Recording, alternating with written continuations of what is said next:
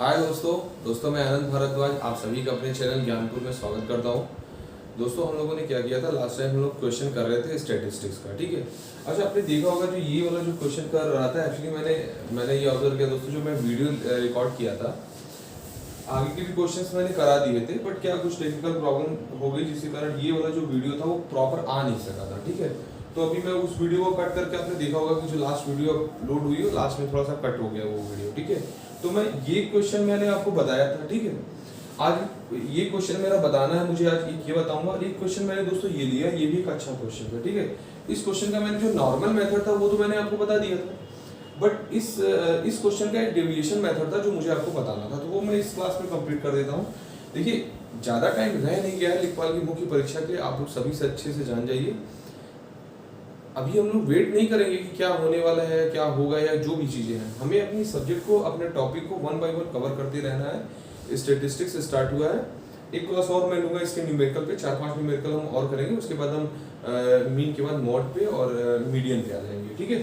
तो ये क्वेश्चन का मैं देखिए डेविएशन मेथड आपको बताने वाला हूँ। देखिए, क्वेश्चन में क्या बोला था कि मैंने नॉर्मल मेथड से ये क्वेश्चन आपको करा दिया है, ठीक है, बट एक डेविएशन मेथड था, वो कॉन्सेप्ट आपको जानना जरूरी है आपके एग्जाम के पॉइंट ऑफ व्यू से। मैं बोलना चाहूंगा कि आप जानते रहो, आप जनरल मेथड तो आपको आता ही, आप कर ही लोगे, बट जो एक डेविएशन मेथड है उसको भी आप समझने की कोशिश करो। क्या है, यदि आप अभी से इस पे करते रहोगे ना, तो लास्ट टाइम तक, एग्जाम के टाइम तक आपको वो चीजें आपके अंदर आ जाएंगी करना। तो आपको शायद जनरल जो मेथड है उससे आप न करके डेविएशन मेथड से डायरेक्ट आप क्वेश्चन को कर पाओगे, टाइम कम लगेगा। देखिए दोस्तों, क्वेश्चन में बोला था कि 40 नंबर है, ऐसे 40 नंबर है जिनका मीन 38 है और 56, ठीक है। और क्वेश्चन में बोला था कि एक 56 नंबर है, ठीक है, इसमें एक संख्या 56 रही है जिसको मिसरीड कर लिया गया है, क्या 36 मिसरीड कर लिया गया है। अब पूछा क्या क्वेश्चन में, find the corrected mean. Corrected mean आपको बताना है। अच्छा, 40 संख्याओं का जो मीन था वो कितना था, 38 था। बट ये जो 38 दोस्तों, जो ये मीन आया है ना, ये 38 मीन इसलिए आया है क्योंकि एक संख्या 56 थी जिसको हमने गलती से 36 मान के तब ये मीन 38 निकाला है, ठीक है। अब हमको करेक्ट मीन निकालने के लिए क्या करना पड़ेगा, ये जो 36 संख्या है इसकी जगह पे हमको क्या करना पड़ेगा, 56 रखना पड़ेगा। हम 56 कर लेंगे। जनरल मेथड में आपको बता दिया हूँ। अच्छा, मैं आपको अब डेविएशन मेथड बता रहा हूँ, तो आपको ये समझना है दोस्तों कि 36 क्या था, ये तो रॉन्ग था, ये तो रॉन्ग नंबर था ना, यही तो हमने 36 लेके मीन निकाला, 38 आ गया। बट राइट क्या था, राइट ये था कि 36 की जगह पे हमको लेना क्या था, 56 लेना था, बट हमने ले लिया क्या था, 36 ले लिया था। अच्छा, आप ये देख रहे हो, यदि मान लो ये संख्या 36 मैंने लिया था, ठीक है, 36 से दोस्तों ये जो 56 से कितना ज्यादा है, ये +20 ज्यादा है, ये +20 ज्यादा है ना। अच्छा, जब मैं इसका मीन निकालूंगा, इस संख्या का मीन निकालूंगा, आप देखोगे कि 56 की जगह, 36 की जगह जब मैं 56 रखूंगा इसका मीन निकालते समय, तो जो प्रॉपर जो दोस्तों जो डिफरेंस आएगा आपके मीन में, वो क्या आएगा, वो डिफरेंस आपके मीन में जो आएगा, इस ये 20 जो नंबर बढ़ गया है, जो एक नंबर 36 था उसकी जगह पे अब हमको क्या लेना है, 56 लेना है। तो डिफरेंस कितना आएगा, अब वो नंबर 36 ना होकर 56 हो गया, तो इंक्रीमेंट कितना हो गया, इंक्रीमेंट कितना हो रहा है, +20 का हो रहा है। अच्छा, ये जो +20 इंक्रीमेंट है दोस्तों, जब हम एवरेज निकालेंगे तो ये पूरे 40 नंबर में डिस्ट्रीब्यूट होगा, 40 संख्याओं में डिस्ट्रीब्यूट होगा, वही तुम्हारे इक्विवेलेंट मीन पे जो डिफरेंस आएगा वो हमको बताएगा। तो ये जो +20 है, जब हम मीन निकालेंगे, अब क्या होगा, इस 40 नंबर में ये जो 38 मीन हमारा पहले आया था, ये +20 क्या करेगा, उसी करस्पॉन्डिंग रेशियो में क्या करेगा, करस्पॉन्डिंग वैल्यू में हमारे मीन को बढ़ा देगा। तो ये जो +20 है, ये पूरा इफेक्ट कितने पे आएगा, कितनी संख्याएं हैं, 40 संख्याएं थी ना, तो 20/40 कितना आएगा, 0.5 आएगा, आएगा ना। इसका मतलब दोस्तों 36 की जगह 56 रखने पे +20 का जो डिफरेंस आ रहा है संख्या में, वो हमारे मीन में 0.5 का डिफरेंस कर देगा, और ये 0.5 क्या होगा, इंक्रीमेंट होगा। अच्छा, क्वेश्चन में ये बोलता कि संख्या, जैसे क्वेश्चन में ये बोला था पहले कि 56 की जगह 36 मिसरीड कर लिया गया है, ठीक है। अच्छा, क्वेश्चन में इस 56 की जगह मान लीजिए आपको बोला होता कि संख्या 16 थी जिसको 36 मिसरीड कर लिया गया, 36, तो ये कितना कम हो जाता सही निकालने के लिए, तब ये -20 हो जाता, तब यहाँ -20 होता, तो यहाँ पे जो इंक्रीमेंट डिक्रीमेंट, ये जो 0.5 आता, ये क्या था, कि डिक्रीमेंट आता। तो हम क्या करते 38 में 0.5 को घटा देते। बट हमारे क्वेश्चन में क्या है +20, राइट क्या था 56 था, हमने रॉन्ग पे कैलकुलेशन किया था 38 आया था। तो अब हमने जो 0.5 ये आया है ये हमारे एक्चुअल मीन में हम ऐड कर देंगे। तो ये जो दोस्तों 38 हमारा मीन था इसमें 0.5 ऐड हो गया। अब हमारा जो एक्चुअल मीन आ गया ये 38.5 है। इसका मतलब दोस्तों यदि हमने 56 मान के यदि 40 संख्या का एवरेज निकाला होता तो हमारा मीन आता 38.5। बट हमने क्वेश्चन में क्या किया था मिसरीड कर लिया था, 56 के लिए 36 मान के क्वेश्चन को सॉल्व किया था, इसके लिए हमारा मीन 38 आया था। आपको मेरी बात समझ में आ गई होगी, काफी अच्छे से मैंने देखिए बता दिया है आपको।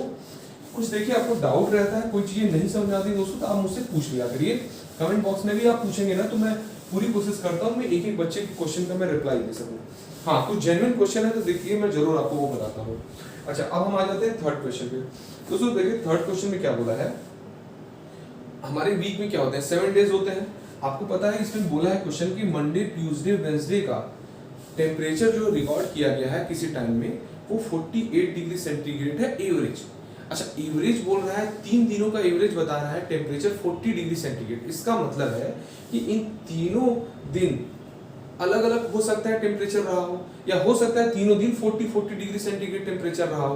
तो यदि मैं ये बोलूं कि अच्छा तीनों दिन का जो टेम्परेचर है उन टेम्परेचर का मैं सम बताऊं क्या होगा, तो इन तीनों दिन के टेम्परेचर का सम क्या होगा 40 × 3 तो करेंगे हम। तो 3 दिनों का एवरेज दिया है 40 डिग्री सेंटीग्रेड है, तो मंडे ट्यूसडे और वेंसडे का जो टेम्परेचर का जो सम होगा ये सम क्या होगा, सम क्या होगा ये देखिए मैंने प्लस करके यहाँ लिखा है, वो एक्चुअली में प्लस क्या है अब इसको ऐसे समझिएगा कि इनका जो टेम्परेचर है एवरेज है मंडे ट्यूसडे वेंसडे के टेम्परेचर का एवरेज क्या है ये 40 डिग्री सेंटीग्रेड एवरेज बताया है। तो इनका सम क्या होगा 40 × 3 = 120 डिग्री सेंटीग्रेड ये आ जाएगा तीनों दिनों के टेम्परेचर का सम। अच्छा अब दूसरी बात क्वेश्चन में क्या बोला है कि यदि हम ट्यूसडे वेंसडे और थर्सडे की बात करते हैं तो इन तीनों दिनों के टेम्परेचर का जो दोस्तों सम है क्वेश्चन में जो दिया है वो 41 डिग्री सेंटीग्रेड है। अच्छा ट्यूसडे वेंसडे और थर्सडे के टेम्परेचर का जो एवरेज है वो 41 है। तो इन तीनों दिनों के जो टेम्परेचर है उनका सम क्या होगा, सम के लिए हम क्या करेंगे फिर वही बात है ट्यूसडे वेंसडे प्लस उसको आप ये प्लस कर लो थर्सडे, इनका क्या हो जाएगा दोस्तों थर्सडे का 41 × 3 = 123 डिग्री सेंटीग्रेड। ये हो गया इन तीनों दिनों के टेम्परेचर का सम, तो हमको पता चल गया। अच्छा इन तीनों दिनों के हम यदि टेम्परेचर का सम करेंगे तो 120 आएगा, इन तीनों दिनों के टेम्परेचर का सम करेंगे तो 123 आएगा। अच्छा आप यहाँ पे ये चीज देख रहे होगे कि ट्यूसडे और वेंसडे यहाँ भी कॉमन है और ट्यूसडे और वेंसडे यहाँ भी कॉमन है ना, ये दोनों दिनों का टेम्परेचर क्या है, इस यदि दो इक्वेशन है ना ये दो इक्वेशन है।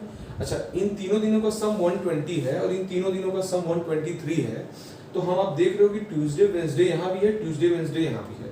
इसका मतलब ये दोनों तो जो होंगे ये इक्वल होंगे, जो यहाँ पे ट्यूसडे वेंसडे का टेम्परेचर रहा होगा वही तो ट्यूसडे वेंसडे का टेम्परेचर यहाँ भी रहा होगा। अच्छा इस इक्वेशन में से हम दोस्तों इस इक्वेशन को माइनस कर दें तो ये ट्यूसडे वेंसडे दोनों तरफ क्या होगा, ये कट जाएगा कि नहीं कट जाएगा, कट जाएगा। तो मंडे और थर्सडे के टेम्परेचर का जो डिफरेंस है, मंडे और थर्सडे के टेम्परेचर का डिफरेंस ये क्या आएगा 120 - 123, तो ये क्या आ जाएगा -3 डिग्री सेंटीग्रेड, यही जाएगा ना। और आपके क्वेश्चन में क्या दे रखा है कि थर्सडे का टेम्परेचर 42 डिग्री सेंटीग्रेड है, थर्सडे का क्या है 42 डिग्री सेंटीग्रेड -3 डिग्री, ये हो गया ना। हमसे पूछा क्या था मंडे का टेम्परेचर पूछा था, बस यहाँ से मंडे का टेम्परेचर आ जाएगा, ये उधर चला जाएगा, आपका क्या जाएगा 39 डिग्री सेंटीग्रेड। आप बात को समझ आ गई होगी मेरी, मुझे लगता है आपको। देखिए बहुत डिटेल में इसलिए बताता हूँ कि क्या है इनिशियल कॉन्सेप्ट बिल्डअप के लिए ये सब चीजें जरूरी होती हैं। आपको एक एक पॉइंट्स एक एक स्टेप्स आपको क्लियर रहने चाहिए। तीनों दिनों के टेम्परेचर का सम 120, इधर तीनों दिनों के टेम्परेचर का सम 123 डिग्री। अच्छा ट्यूसडे वेंसडे इस इक्वेशन में भी कॉमन है, इस इक्वेशन में भी कॉमन है, दोनों को घटा देंगे क्या होगा ये दोनों क्या हो जाएगा आपस में घट जाएंगे ना। यदि हम घटाएंगे दोस्तों तो यहाँ माइनस हो जाएगा ना, ये तो घट गया ना पूरा। तो मंडे और थर्सडे के टेम्परेचर का डिफरेंस क्या होगा, ये और ये माइनस करेंगे -3 आ गया। थर्सडे का टेम्परेचर हमारे क्वेश्चन में दे रखा था, हमने वहां पुट किया, मंडे की वैल्यू आ गई मंडे की वैल्यू। अच्छा एक चीज मैं और आपको एक तरीका बताना चाहूंगा इस क्वेश्चन का कई देखिए क्वेश्चन को कई एंगल से जब हम करेंगे ना तो हमें बहुत सी चीजें पता चलती हैं। यार अपने आप को इतना ज्यादा इंगेज रखो ना, इतने तरीके से चीजों को सोचने की कोशिश करो कि आपको चीजें पता हो सके। आप जब क्वेश्चन को कई तरीके से सोचने का प्रयास करोगे तो आपको नए नए मेथड्स, नए नए चीजें उसमें आपको पता चलेंगी। हाँ अच्छा, क्वेश्चन में जैसे मैं एक तरीका और मैं बताऊं, जैसे आप भाई देख रहे होंगे यहाँ पे कि थर्सडे का टेम्परेचर 42 डिग्री सेंटीग्रेड था। कितना था? 42 डिग्री सेंटीग्रेड था। अच्छा, इस इक्वेशन में ट्यूसडे, वेडनेसडे, थर्सडे का सम कितना है? 123 है। अच्छा, थर्सडे का टेम्परेचर क्वेश्चन क्या दिया था? 42 दिया था। यदि इसका मतलब यहाँ पे यदि मैं 42 डिग्री सेंटीग्रेड रख लूँ, ठीक है, तो Tuesday plus Wednesday plus 40 degree is equals to क्या होगा? 123। तो ट्यूसडे और वेडनेसडे का सम क्या आ जाएगा? ट्यूसडे प्लस वेडनेसडे का जो सम आएगा, ट्यूसडे वेडनेसडे का सम क्या आएगा? 123 में से 42 माइनस कर लीजिए। 123 में से आप 42 माइनस करेंगे तो आपका क्या आ जाएगा? ये ए को आ गया और ये आपका 8 आ गया। कितना आ गया आपका? 81 आ गया ना आपका, 81 डिग्री सेंटीग्रेड आ गया, 81 डिग्री सेंटीग्रेड। अच्छा, ये ट्यूसडे वेडनेसडे का जो सम है ये 81 डिग्री सेंटीग्रेड है। अच्छा, इस ये वैल्यू भाई आप इस इक्वेशन में यहाँ पुट कर दो, ट्यूसडे और वेडनेसडे की जगह 81 पुट कर दो तो ये 81 आ जाएगा। तो Monday plus 81 is equals to 120। तो मंडे का क्या आ जाएगा? इधर जाएगा 81 तो क्या आ जाएगा? 120 minus 81 is equals to 39 degree centigrade. बात समझ गए? वही चीज आई थी ना यहाँ पे, वही चीज यहाँ पे भी आई। कई तरीके से इसलिए बता रहा हूँ यार भाई, मैं बोलता हूँ ना मैं कि आप कई तरीके से एंगल से क्वेश्चन को आप देखने की कोशिश करो। ये चीजें आपकी क्लियर हो गई यार। उसके बाद देखिए एक क्वेश्चन और मैं एक एक्स्ट्रा लेके आया था, इस बार मैं बोला था बताऊंगा। ये जो 4th नंबर क्वेश्चन है, मैं जो ऊपर लिखा हूँ आपके, वो यहाँ पे है आपके क्वेश्चन, ठीक है। अभी मैं ये क्वेश्चन भी आपको बता दे रहा हूँ, अच्छा क्वेश्चन है।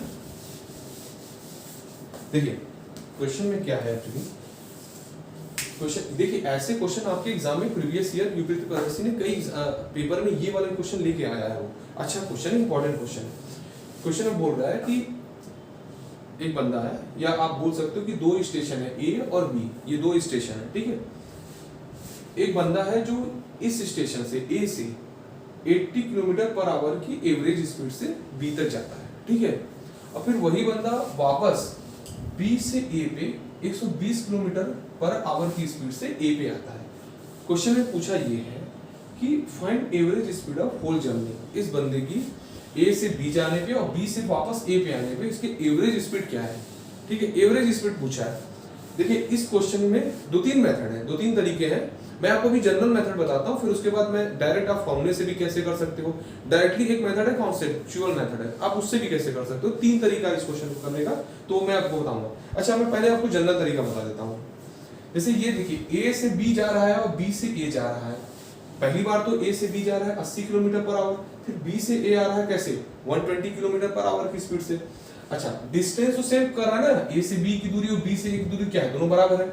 मैं मान लेता हूं कि ये डिस्टेंस इसकी x है, यहां से यहां तक की डिस्टेंस x है, ठीक है। अब मैं यदि बोलूं ए से बी जाने में उसको समय कितना लग रहा है, मैं बोलूं ए से बी जाने में उस बंदे को समय कितना लग रहा है, तो टाइम क्या होता है, स्पीड अपॉन डिस्टेंस, डिस्टेंस ये आपका हो जाएगा स्पीड। डिस्टेंस अपॉन टाइम क्या होता है आपका, डिस्टेंस अपॉन स्पीड होती है। डिस्टेंस इसका क्या है, x है, मान लिया ये x किलोमीटर है, ठीक है, x किलोमीटर अपॉन स्पीड क्या होगी इसकी 80 km/h है, 80 km/h है। अच्छा उस बंदे की फिर B से A आने में उसकी डिस्टेंस टाइम क्या उसको लगेगा, उसको ये T1 था, ये T2 था, ठीक है। T1 T2 क्यों लिख रहा हूँ, इधर से जा रहा है 80 km/h की स्पीड है, और इधर से जब B से फिर A पे आ रहा है 120 km/h की स्पीड है। जब स्पीड उसकी अलग अलग है तो उसकी टाइम तो ऑब्वियस सी बात है, उसका टाइम अलग अलग लगेगा, क्योंकि डिस्टेंस सेम है, डिस्टेंस सेम है, स्पीड अलग अलग है तो टाइम भी अलग अलग आएगा। तो इसका जो T2 आ जाएगा ये भी क्या हो जाएगी, डिस्टेंस x अपॉन स्पीड क्या है 120 हो गया। अच्छा 120 हमने कर दिया यहाँ पे। हाँ अब देखिए A से B जाने में और B से A आने में उसको टोटल समय क्या लगेगा, T1 प्लस T2। तो टोटल टाइम इसका क्या हो गया है, T1 प्लस T2 x 80 हो गया प्लस x बाई 120 हो गया। अब इसका एलसीएम ले लो तो आपको आ जाएगा 240 आ जाएगा। तो यहाँ पे आपके आ जाएगा 3x plus 2x is equals to 5x upon 240, ये आ जाएगा। अब इसको काट दो, इतना आ जाएगा। तो ये क्या आ गया, x अपॉन 48 आवर। ये क्या हो गया, x अपॉन 48। ये क्या है, ये t क्या है, ये t भाई ये टोटल टाइम है कि उस बंदे को A से B जाने में और फिर वापस B से A आने में टोटल कितना समय लगा, उसको t समय लगा, ठीक है, t समय लगा। अच्छा, यदि हम एवरेज स्पीड की बात करते हैं कि आपका एवरेज स्पीड किसी जर्नी में क्या रहा था, आप क्या करते हो, स्पीड अपॉन क्या होता है, आप जैसे आपको स्पीड यहाँ निकाल रहे हो, ठीक है, स्पीड निकालो कि क्या आएगा आपका total distance upon total time, ये एवरेज स्पीड का फॉर्मूला होता है। आप इसको भी आप ऐसे नोट कर सकते हो, वही बात है जो हम टाइम स्पीड डिस्टेंस में पढ़ते हैं, वही बात है। एवरेज स्पीड क्या होता है, total distance upon total time. अच्छा, टोटल डिस्टेंस उसकी कितनी है, कितनी कवर कर रहा है टोटल डिस्टेंस, ए से बी जा रहा है x किलोमीटर, फिर बी से ए आ रहा है क्या है, x किलोमीटर है। तो यहाँ पे आप क्या करोगे, टोटल एवरेज स्पीड क्या होगी, तो इसका आएगा एवरेज स्पीड क्या आएगा, टोटल डिस्टेंस क्या है x प्लस x क्या हो जाएगा 2x, और टोटल टाइम कितना है x अपॉन 48, ये तो इसका हो गया क्या, टोटल टाइम आ गया। जो टोटल टाइम मैंने इसलिए निकाला था ना, ये x अपॉन 48। अच्छा, ये x कट जाएगा, 48 ऊपर जाएगा, आ जाएगा 96 km पर आवर। ये आ गया इसका टोटल स्पीड, एवरेज स्पीड आ गई किसकी, उस बंदे की एवरेज स्पीड आ गई कि वो ए से बी जाने में और बी से ए आने में जो उसकी एवरेज स्पीड रही होगी वो 96 किलोमीटर पर आवर की रही होगी। ठीक है, एक चीज तो ये हो गया। ये देखिए आपका जनरल मेथड है जिससे आप करते हो क्वेश्चन, जनरल मेथड है। एक डायरेक्टली मैं आपको फार्मूला भी बता दे रहा हूँ, इसको नोट भी कर ले यार। ये डायरेक्ट फार्मूला इसलिए मैं बता रहा हूँ, आपको याद रहेगा तो अच्छा रहेगा। जो यदि लेकिन हाँ, जो कंडीशन है वो कंडीशन भी आप ध्यान सुनने हैं। जैसे वीडियो क्या लोग स्किप करके देखते हैं तो उन्हें वो कंडीशंस नहीं समझ में आती है कि यार ये फॉर्मूला लगाना क्या है। जब भी कोई क्वेश्चन ऐसा दिया हो कि कोई बंदा ए से बी जा रहा है फिर वापस बी से ए आ रहा है, मतलब जाते टाइम उसकी जो स्पीड रही है वही स्पीड आते टाइम रही है, मतलब सॉरी, जाते टाइम वो जो डिस्टेंस कवर कर रहा है रिटर्न आते समय भी वो वही डिस्टेंस यदि कवर कर रहा है, तो कहने का मतलब क्या है, ए से बी गया x किलोमीटर, बी से ए जाएगा तो ये ऑब्वियस सी बात है ये भी x किलोमीटर होगा। तो डिस्टेंस यदि सेम है, डिस्टेंस बंदा यदि सेम कवर कर रहा है दोनों कंडीशन में, जैसे मैं बोलूं कि भाई मेरे घर से श्याम का घर 5 किलोमीटर है, ठीक है, और श्याम के घर से रौनक का घर भी 5 किलोमीटर है, ठीक है, डिस्टेंस दोनों की सेम है, मेरे घर से श्याम की घर और श्याम के घर से रौनक की घर, डिस्टेंस दोनों का सेम है 5-5 किलोमीटर।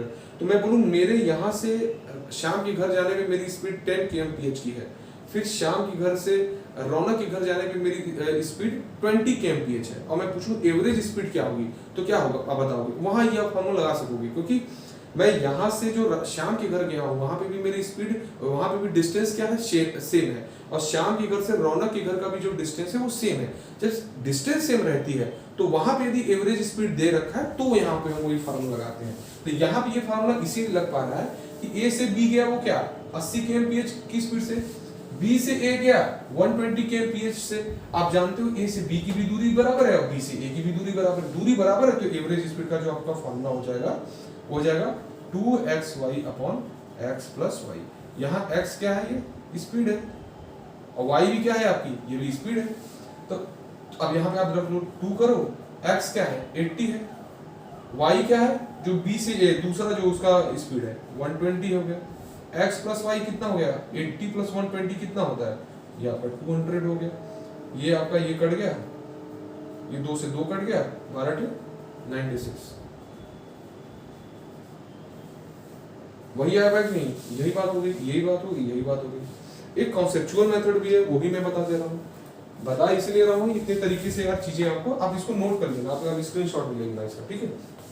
देखिए मैं चीजें बताते इसीलिए मैं बता रहा हूँ इतने तरीके से कि आपका कॉन्सेप्ट हर तरीके से खुल सके, आप हर तरीके से क्वेश्चन को आप समझ सको। अच्छा, अब देखिए इसका एक एलसीएम मेथड है, बहुत ही अच्छा मेथड है और बहुत जगह अप्लाई होता है। आप देखो कि एवरेज यदि मैं पढ़ाया तो आप देखना उसमें बहुत अप्लाई होगा। जैसे मैं दोस्तों ऐसे एक देखिए मैं चार्ट टाइप का बना रहा हूँ 80 120, ये क्या है यहाँ पे स्पीड है, ये स्पीड है, ठीक है, ये मैं स्पीड ले रहा हूँ, ठीक है। 80 और 120 क्या है, स्पीड है दोनों में, मैं स्पीड ले लिया। अच्छा 80 और 120 का एलसीएम लेंगे तो कितना आएगा, 240 आएगा, 240 आएगा ना। अच्छा मैं यदि बोलता हूँ ये जो आता है ना, यहाँ पे जो आता है ये चीज डिस्टेंस आती है, कितनी आती है, डिस्टेंस आती है। आप इस चीज को कॉन्सेप्ट को समझो, मैं बताना क्या चाह रहा हूँ। ये क्या है, स्पीड है ना, km पर आवर, ठीक है, ये डिस्टेंस आती है, ये स्पीड आपकी रहती है। अच्छा 240 जो 240 किलोमीटर है, ये किलोमीटर है, ठीक है, 240 किलोमीटर क्या है, ये डिस्टेंस है। अच्छा 240 किलोमीटर डिस्टेंस को यदि मैं 80 kmph 80 किलोमीटर पर आवर की स्पीड से मैं यदि कवर करूं तो मुझे कितना टाइम लगेगा, मुझे 3 आवर लगेगा, 3 घंटे मुझे लगेंगे ना, 3 घंटे लगेंगे। अच्छा 240 किलोमीटर को 120 पर किलोमीटर 120 किलोमीटर पर आवर की स्पीड से मैं कवर करूं तो मुझे कितना समय लगेगा, इसमें 2 आवर लगेगा। मतलब इस 240 किलोमीटर का भाई मैं इस स्पीड से कवर करूं तो मुझे 3 घंटे लगेंगे, बट 200 इस बस बट वही डिस्टेंस यदि मैं 120 kmph की स्पीड से कवर करूं तो मेरे 2 घंटे लगेंगे, 2 घंटे लगेंगे। अब देखिए यहाँ पे एवरेज स्पीड का खेल क्या हो जाता है, यहाँ पे दोस्तों जब एवरेज स्पीड हमको निकालनी रहेगी तो वो डिस्टेंस क्या है, 240 किलोमीटर है। ये जो 240 है ना दोस्तों, वो एक्चुअली में ए से बी की डिस्टेंस है, ए से बी का डिस्टेंस है। बट जो बंदा बी से जो ए ट्रेवल कर रहा था वो 120 km/h की स्पीड से ट्रेवल कर रहा था, तो मतलब 240 गया और 240 वापस आया, तो एवरेज स्पीड क्या होगी, 240 और 240 कितना हो जाएगा, 2 × 240 ये हो जाएगा। अच्छा ये टोटल ये डिस्टेंस ट्रेवल किया ना बंदा, ये टोटल डिस्टेंस ये हो गया। एवरेज स्पीड का फॉर्मूला क्या मैंने बताया था, total distance upon total time. Total distance क्या हो गया, 240 हो जाएगा। अच्छा टोटल टाइम क्या है, गया था 3 आवर में और वापस फिर आया वहां से 2 घंटे, यही तो था ना 2 घंटे। जब 80 kmph से गया था तो 3 घंटे लगे थे, और 120 kmph से गया था तो 2 घंटे लगे थे, तो 3 2 5, टोटल टाइम क्या हो गया, 5 घंटे हो गए। अब आप इसको काट लो, यहाँ से आप काटोगे तो क्या आएगा, 5 होगा 20 आ गया, 5 40 आ गया, और ये आ गया आपका 96 km/h, ठीक है। समझ में आ गया होगा मुझे उम्मीद है, काफी अच्छे तरीके से देखिए मैं बताया, ये क्वेश्चन के लगभग मैं 3 तरीके से आपको बताया हूँ, ठीक है। बस इसीलिए देखिए भाई बताया हूँ कि आपको कॉन्सेप्चुअल क्लियरिटी हर चीज की हो सके, ठीक है। इसके बाद हम नेक्स्ट इस पे भी और मैं कुछ क्वेश्चंस कराऊंगा, 1 2 3 4 क्वेश्चन मैं और इस पे कराऊंगा, फिर हमारा ये टॉपिक हो जाएगा न्यूमेरिकल का, फिर हम नेक्स्ट टॉपिक पे चलेंगे, ठीक है। आपकी कुछ सजेशन हो तो आप मुझे कमेंट बॉक्स में बता सकते हो, और हाँ मेरा वीडियो भाई आपको अच्छा लग रहा है तो और भी दोस्तों को अपने शेयर करो, चैनल को सब्सक्राइब करो, और आज के लिए इतना ही काफी है, ठीक है। Thank you very much.